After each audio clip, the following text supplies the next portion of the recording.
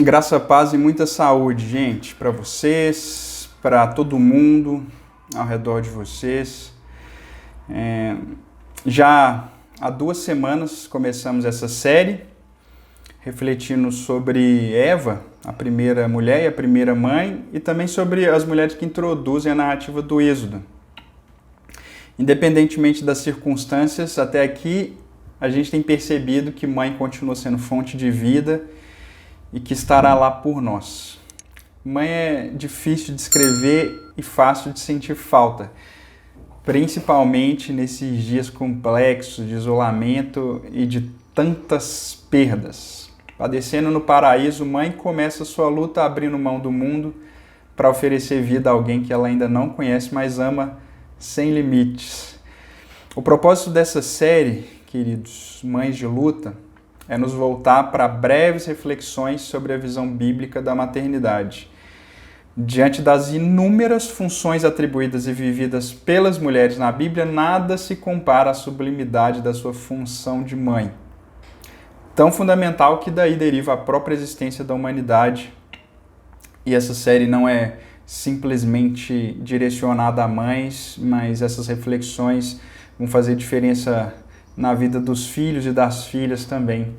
Então, sinta-se em casa, sinta-se à vontade, que pela graça de Deus e pela ação do Santo Espírito, essa mensagem também chegue ao coração de você que porventura não seja mãe, mas especialmente no coração das mães também. Segundo reportagem do Estado de Minas, publicada aqui nesse mês de maio, o IBGE divulgou no início do mês a sua pesquisa nacional de saúde e os dados relacionados à violência se dividem em 3 abordagens: violência psicológica, violência física e sexual. A pesquisa publicada, ela refere-se ao ano de 2019, mas muitos indicam que o quadro de violência, especialmente doméstica, se agravou também no ano passado, em tempos de isolamento. Se agravou possivelmente ainda mais. Do total da população brasileira com mais de 18 anos de idade, reparem, 29,1 milhões sofreram algum tipo de violência nos 12 meses que antecederam a pesquisa. Gente, isso é como se toda a população de Minas Gerais, de Goiás e de Roraima tivesse sofrido algum tipo de violência que afetasse a sua saúde.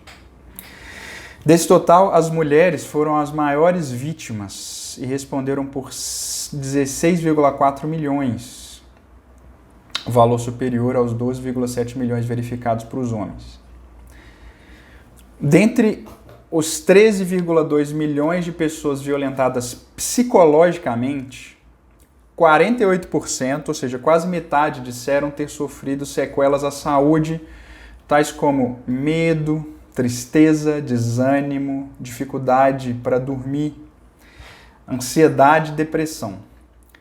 78% das pessoas violentadas fisicamente apresentaram esses tipos de sequelas e 60% dentre as que sofreram algum tipo de violência sexual. Nos atendo mais especificamente aqui à questão da violência psicológica, ela é caracterizada pela pesquisa como humilhação, xingamento, ameaça verbal, etc. E teve maior incidência entre cônjuges, companheiros e namorados. Repare, 32% das mulheres eram vítimas de seus parceiros, ante 14% dos homens em relação às suas parceiras, mais do que o dobro. Violência promovida por pai, mãe e correlatos acometia 2 vezes mais mulheres do que homens, e na maioria dos casos, contra as mulheres, ocorria dentro das suas próprias residências.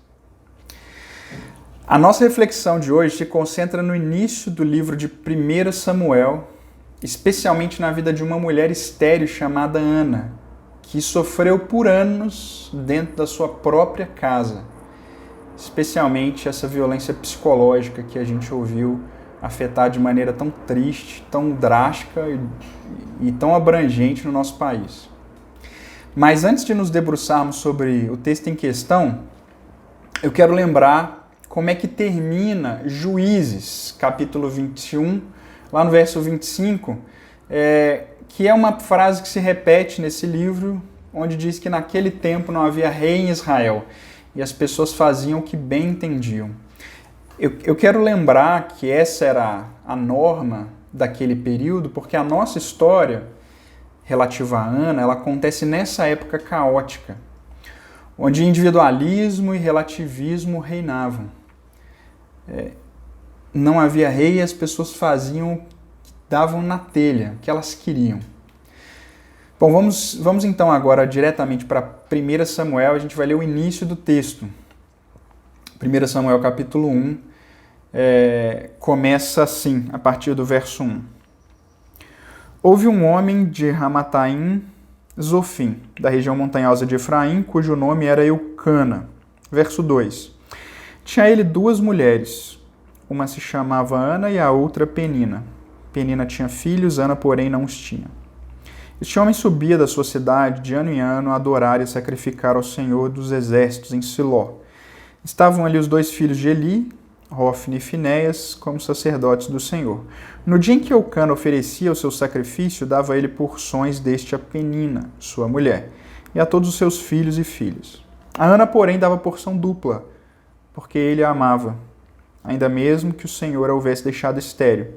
A sua rival a provocava excessivamente para a irritar, porquanto o Senhor lhe havia cerrado a madre. Verso 7. E assim o fazia ele de ano em ano, e todas as vezes que Ana subia à casa do Senhor, a outra a irritava, pelo que chorava e não comia. Então Eucana, seu marido, lhe disse: Ana, por que choras? E por que não comes? E por que estás de coração triste? Não te sou eu melhor do que 10 filhos? Vamos até aqui. O livro bíblico de 1 Samuel começa com um relato dessa família. Em desobediência às leis de Israel, que reprovavam a poligamia, você pode ver isso, por exemplo, lá em Levítico 18, Eucana, fazendo o que bem entendia, como era a praxe nos seus dias, tinha 2 esposas. Uma com filhos, Penina, e a outra sem qualquer filho, Ana. Eles tinham o hábito de ir ao templo juntos para adorar, para oferecer sacrifício. Contudo, infelizmente, existia opressão intensa e violência psicológica sobre aquela mulher dentro e fora de casa, aquela que não tinha filhos. A angústia de Ana e a desarmonia daquela família eram consequência dessa lógica do fazer o que bem entender, a despeito do que o Eterno já havia dito em sua palavra. A poligamia de Eucana custou caro para todos, mas principalmente para Ana. Ela era provocada todos os anos pela rival, razão pela qual ela chorava e não comia, perdeu o apetite. No decorrer da narrativa, nós descobrimos que Ana sofria uma intensa amargura de alma, chorava abundantemente, era uma mulher atribulada de espírito e aflita. Você consegue imaginar como é que deveriam ser os dias, os anos dessa senhora, essa mulher? Penina a provocava excessivamente por causa de um motivo. O texto diz: Ana não tinha filhos. Ela queria ser mãe, mas não podia. Em toda a Bíblia hebraica, ou o Antigo Testamento, as crianças são altamente desejadas. Pais oravam para que pudessem ter filhos, a gente vê isso em Gênesis 15, Gênesis 16, aqui em 1 Samuel. Celebravam quando eles nasciam. Essas crianças eram tidas como herança e recompensa do Senhor. Isso é bem notório lá no Salmo 127. Havia leis que visavam proteger essas crianças de abusos, inúmeras leis, em Levítico 18, Levítico 20, lá em Deuteronômio 33, Josué e tantos outros textos. O próprio Deus promete defender a causa das crianças, especialmente as indefesas e órfãs, em textos como Salmo 72, Oséias 11, Isaías 49, Salmo 10, Salmo 68, Salmo 149. A ira divina se acendeu de modo único quando crianças eram sacrificadas em conexões com cultos pagãos de fertilidade. E reparem, o clímax do apreço celestial pela procriação e pela filiação é a sua constante descrição de si mesmo como um pai ou uma mãe e a sua própria decisão de se tornar um bebê, o Messias. Ser mãe para mim é com certeza experimentar o extraordinário de diversas maneiras. Significa que a sua vida nunca mais será a mesma. Que tem uma criatura, um ser que depende de você para tudo nessa vida. Ser mãe para mim significa doação, né?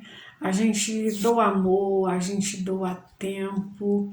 É um privilégio ser mãe. É um privilégio muito grande ser mãe. É uma bênção do Senhor, pois os filhos são herança do Senhor. O Espírito Santo já os conhece desde o ventre da mãe, desde quando eles são entretecidos no ventre da mãe, como diz a palavra. Então é uma alegria muito grande ter filhos e poder criá-los, ensinando a eles valores, princípios, ensinando a eles o amor e também a ser pessoas úteis, pessoas justas, pessoas honestas. A geração de filhos tem um profundo significado, tanto na ordem de Deus de crescer e multiplicar, quanto nas promessas da aliança, que envolviam uma descendência messiânica e uma descendência abençoadora. Não é por acaso, portanto, que a esterilidade era considerada não apenas um infortúnio, mas até mesmo uma reprovação e humilhação, ou pior, uma maldição divina. Naquela cultura, os filhos eram responsáveis por cuidar dos pais e os enterrarem, e eram tidos como bênçãos extraordinárias de Deus. Mulheres viúvas e sem filhos entravam num quadro de vulnerabilidade social grave. Inclusive, por isso haviam leis entre o povo de Israel para protegê-las e procurar minimizar tal condição desfavorável. Surpreendentemente, todas as matriarcas bíblicas, Sara, Rebeca, Raquel e Lia, eram estéreis. A garantia da geração de filhos, da continuidade da promessa, de um descendente, era a evidência de que o impossível tornava-se possível com Deus. E com essas narrativas anteriores em mente, nós podemos ler esse início de história sofrida de Ana, aguardando esperançosos se Deus também entrará em ação aqui para reverter a esterilidade de Ana. Todavia, a primeira intervenção que surge é a do marido, que infelizmente deixou a desejar. Quero voltar ao último verso que a gente leu, o verso 8 do capítulo 1 de 1 Samuel, para a gente lembrar as palavras do marido de Ana. Ele diz assim: Ana, por que choras? Por que não comes? E por que estás de coração triste? Não te sou eu melhor do que 10 filhos? Eucana, em meio a uma relação polígama e problemática, tenta compensar Ana de alguma forma, mas ele mostra-se ineficaz. Ao repreender a angústia da esposa, questionando se ele não era melhor do que 10 filhos, Eucana deixa transparecer não apenas arrogância, mas também falta de sensibilidade e empatia com a dor da sua esposa. Numa dessas subidas ao templo, em prantos, diante de tanta angústia e humilhação, Ana rasga seu coração diante de Deus. Vamos ler? 1 Samuel capítulo 1, verso 10 e verso 11. Diz assim: Levantou-se Ana e com amargura de alma orou ao Senhor e chorou abundantemente. E fez um voto dizendo: Senhor dos exércitos, se benignamente atentares para a aflição da tua serva e de mim te lembrares e da tua serva não te esqueceres, e lhe deres um filho varão, ao Senhor o darei por todos os dias da sua vida, e sobre a sua cabeça não passará navalha. Vemos aqui a oração honesta de uma mulher que sofre, amargurada, ela chora abundantemente e faz um voto, uma promessa a Deus. Se o Senhor me der o que eu mais anseio, eu te devolvo. Curioso, né? Se o Senhor me der o que eu mais quero, eu não vou ficar com ele. Eu devolvo para o Senhor. Eli, o sacerdote, estava sentado numa cadeira observando. De longe, ele vê Ana balbuciar, mas acha que ela está embriagada. A continuidade do texto é o que acontece. E ele se dirige a ela mais ou menos assim: você está bêbada? Até quando você vai ficar assim? Larga esse vício, mulher. Essa é a maneira com a qual o sacerdote chega para abordá-la. Sentado e passivo, esse segundo personagem masculino que aparece no texto aqui, de maneira mais direta, olha e não enxerga bem. De fato, esse é o início do anúncio que vai se intensificar nessa narrativa aqui de 1 Samuel, de que a visão não é o forte de Eli. A gente até falou sobre ele numa série no ano passado a respeito dos pais. E provavelmente vai aparecer um card para você clicar aqui e assistir depois. Mas como se não bastasse a falta de empatia do marido, agora Ana se depara com a incompreensão do sacerdote. O líder religioso que deveria estar ali para aproximá-la de Deus e não o contrário. Com uma sensibilidade difícil de descrever, ele acusa e condena aquela mulher que já sofria bastante. Se coloca no lugar de Ana. Tenta imergir no seu universo. E naquela situação constante de injustiça e de opressão que ela vivia. Ana poderia ter revidado, ou até mesmo se ressentido com Deus, pelo julgamento e calúnia que ela recebera também no templo, local considerado por eles como a casa do Senhor. Já não bastava o que ela enfrentava em casa. Porém, ao contrário, com respeito e certa discrição, Ana revela quem ela era, o que ela estava fazendo e a razão da oração demorada. Você pode ler isso com calma depois nos versos seguintes, 15 e 16, de 1 Samuel 1. Então, Eli muda o tom. Vamos ler? A partir do verso 17 de 1 Samuel 1 diz assim: Então lhe respondeu Eli: Vai-te em paz, e o Deus de Israel te conceda a petição que fizeste. E disse ela: Acha tua serva mercê diante de ti. Assim a mulher se foi seu caminho e comeu, e o seu semblante já não era triste. Ana pede misericórdia do sacerdote, se vai, e a tristeza também parte. A sequência da narrativa conta pra gente que a família volta para casa, Ana engravida de Eucana e dá à luz um filho a quem põe o nome de Samuel, reconhecendo que a sua oração tinha sido ouvida. Após desmamar a criança, Ana, anos depois, volta ao templo, entrega o menino para Eli, revelando que o garoto era a razão daquela oração anterior, que ela não tinha deixado tão claro no primeiro diálogo. E agora ela estava ali para cumprir o seu voto e dedicá-lo ao Senhor, servindo no templo enquanto vivesse. Esse era o propósito do menino, que possivelmente, de acordo com alguns historiadores, poderia ter chegado ali, acompanhado da sua mãe, por volta dos 3 anos de idade. Depois que eu fui mãe, eu passei a ter mais coragem, ter mais fé e me apeguei mais a Deus. E para mim, a minha maior alegria hoje é ver meus filhos já crescidos, né, já encaminhados, e o principal, caminhando com Deus. Essa é a minha maior alegria.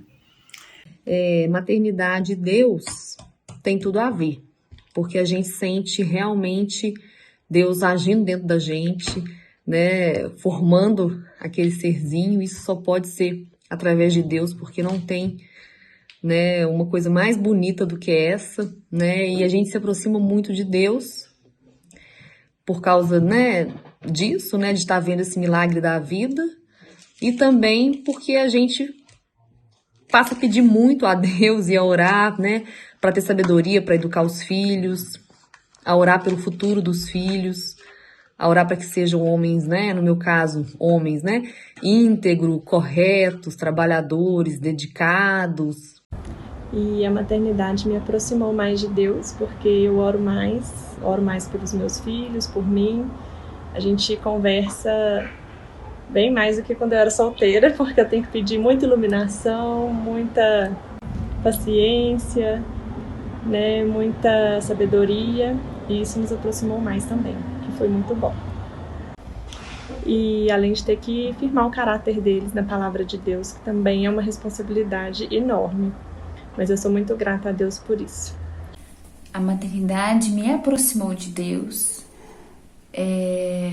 me fez tentar enxergar a palavra dele de forma diferente, me fez ver o mundo de forma diferente também, e de compreender minhas características e a misericórdia do Senhor sobre a minha vida, e finalmente o meu papel, que para Deus é o papel mais importante do mundo, que é o de formar o caráter de uma criança.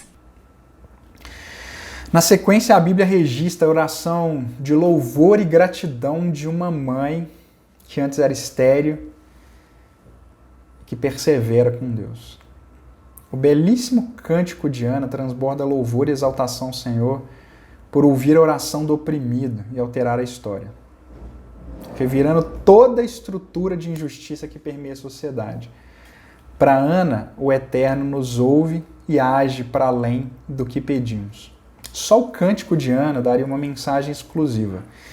A gente não tem tempo hábil aqui para discorrer sobre ele, mas eu quero te convidar a ler comigo esse poema, esse cântico, essa oração tão linda, e nos deixar ser impactados por esse poema. Ele começa no início do 2º capítulo de 1 Samuel. E o texto diz assim: Então orou Ana e disse: Meu coração se regozija no Senhor, a minha força está exaltada no Senhor. Minha boca se ri dos meus inimigos, porquanto me alegro na tua salvação. Não há santo como o Senhor, porque não há outro além de ti, e rocha não há nenhuma como o nosso Deus. Não multipliqueis palavras de orgulho, nem saiam coisas arrogantes da vossa boca, porque o Senhor é o Deus da sabedoria e pesa todos os feitos na balança. O arco dos fortes é quebrado, porém os débeis cingidos de força. Os que antes eram fartos hoje se alugam por pão, mas os que andam famintos não sofrem mais fome. Até a estéril tem 7 filhos, e a que tinha muitos filhos perde o vigor. O Senhor é o que tira a vida e a dá, faz descer a sepultura e faz subir. O Senhor empobrece e enriquece, abaixa e também exalta, levanta o pobre do pó e desde o monturo exalta o necessitado, para o fazer assentar entre os príncipes, para o fazer herdar o trono de glória, porque do Senhor são as colunas da terra, e assentou sobre elas o mundo. Ele guarda os pés dos seus santos, porém os perversos emudecem nas trevas da morte. Porque o homem não prevalece pela força. Os que contendem com o Senhor são quebrantados. Dos céus troveja contra eles. O Senhor julga as extremidades da terra e dá força ao seu rei e exalta o poder do seu ungido. Lindo, né? Essa história, esse texto, essa narrativa é mais um caso de enaltecimento da mulher no texto bíblico.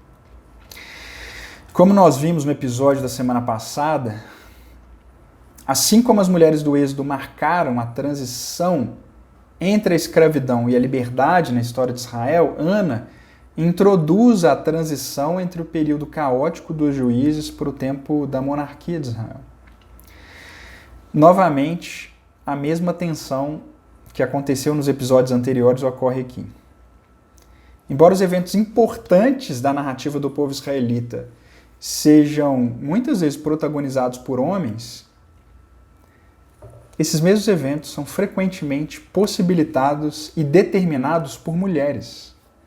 Ana dá à luz ao sujeito escolhido por Deus para ungir os reis e liderar o seu povo nessa transição, Samuel. Sem Ana, nada disso ocorreria. Ana é a única mulher na Bíblia hebraica, no Antigo Testamento, a proferir uma oração formal declamada que é registrada na íntegra, no texto. A sua prece não é trivial. Ela está carregada de imagens de guerra, de juízo divino, culmina na predição profética do Messias. Algo semelhante ao que a gente acabou de ler, só teremos na prece de Maria, a própria mãe do Messias, registrada no Novo Testamento, no Evangelho de Lucas.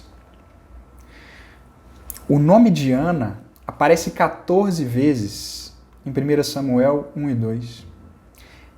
Ela dá nome ao seu filho, faz decisões cruciais quanto ao futuro desse desejado descendente e é a única personagem a figurar em todas as falas do primeiro capítulo de 1 Samuel.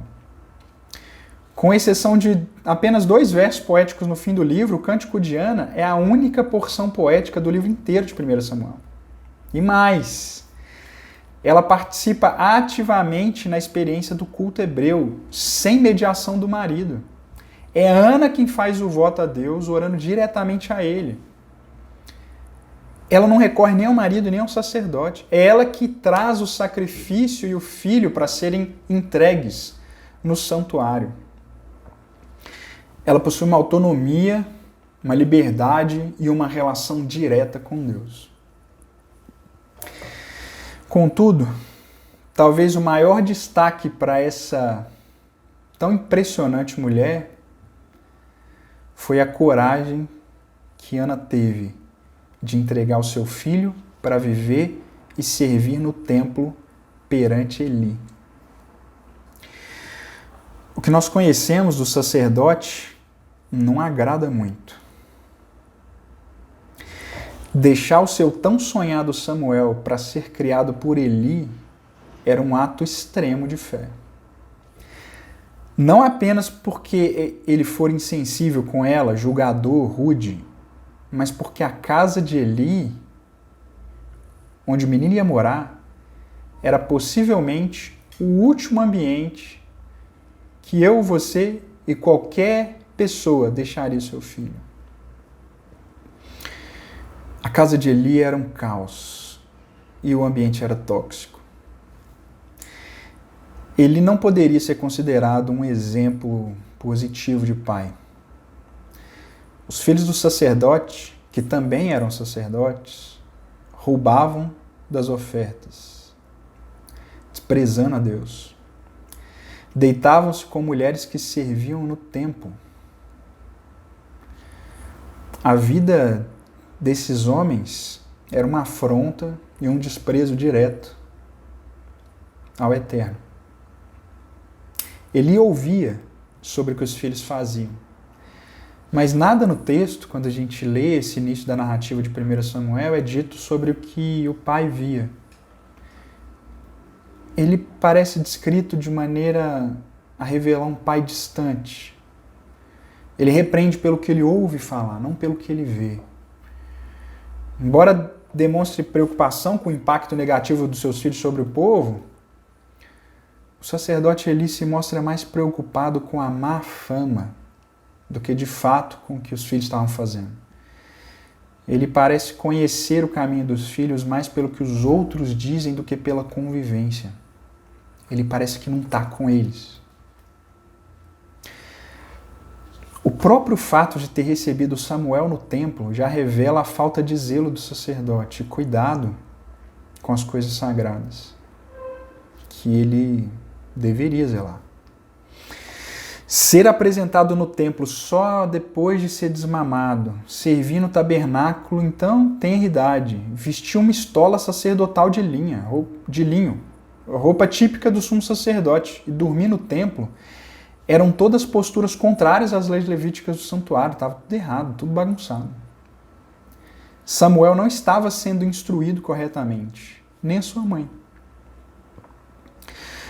Ana estava envolvida em praticamente todas essas ações e o texto não mostra em nenhum momento ele a orientando para dizer como é que as coisas deveriam acontecer. Ou seja, Ana, o povo, estava à deriva. E era sobre a responsabilidade desse pai omisso e sem atitude que Samuel ficaria dali em diante. Se é danoso uma má influência num ambiente teoricamente ruim, imagina má influência dentro de um ambiente que teoricamente seria um ambiente sagrado, um ambiente santo, onde ele deveria ter a referência de quem é Deus, de como a relação com o Eterno, com o Criador, com o Redentor funciona. Ele teria os piores exemplos a partir desse ambiente sagrado. A negligência, violência, opressão, tanto em casa pelo marido e pela rival, como no templo pelo líder religioso, provocaram em Ana uma busca ainda mais intensa por Deus. Ao invés de tudo isso afastá-la do Senhor, todas as angústias deixaram ainda mais evidente a sua necessidade de um redentor, de um resgatador.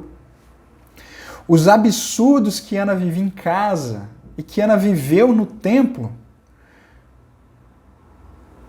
não foram uma desculpa para ela se afastar de Deus, pelo contrário. Isso tudo trouxe uma intensidade ainda muito maior na corrida de Ana em direção a Deus. E nas mãos do Senhor, a estéril Ana se tornou uma mãe de coragem, que tanto desejou um bebê, acabou indo na contramão do narcisismo materno. Descrito pelos psicólogos de hoje como aquela mãe possessiva que se apodera dos filhos, como um objeto privado para o seu prazer e para suas vontades egoístas, Ana corre na direção contrária. O desejo dela foi equilibrado por essa submissão e essa entrega a Deus. Tudo que ela tinha de mais especial, tudo que ela mais aguardava antes de receber, ela já estava com as mãos abertas para que Deus pudesse colocar e pudesse tomar de volta para si. Numa sociedade perigosa e ameaçadora como a nossa, parece loucura para alguns colocar um filho no mundo. Você já ouviu isso por aí? Gente, ter filho hoje, no contexto que a gente vive, é uma insanidade. Muita gente pensa assim. Muita gente fala assim.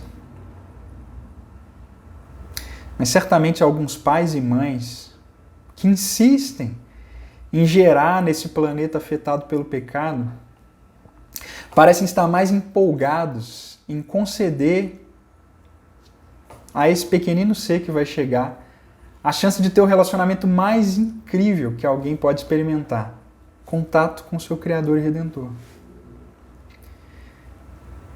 Essa empolgação é muito maior do que o medo com o mal que pode atingir a criança. Há uma esperança, uma confiança e desejo por aquele que tem o universo em suas mãos.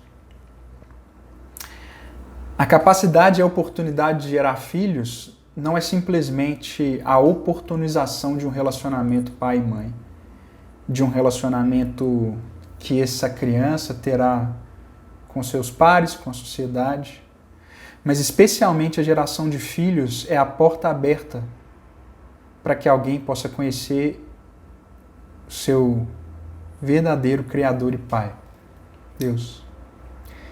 e descobrir a sublimidade, a beleza, a alegria e o privilégio da relação com esse ser que expressa amor e misericórdia, justiça e graça de maneiras indescritíveis. Só quem tem um relacionamento com o Criador sabe a unicidade dessa relação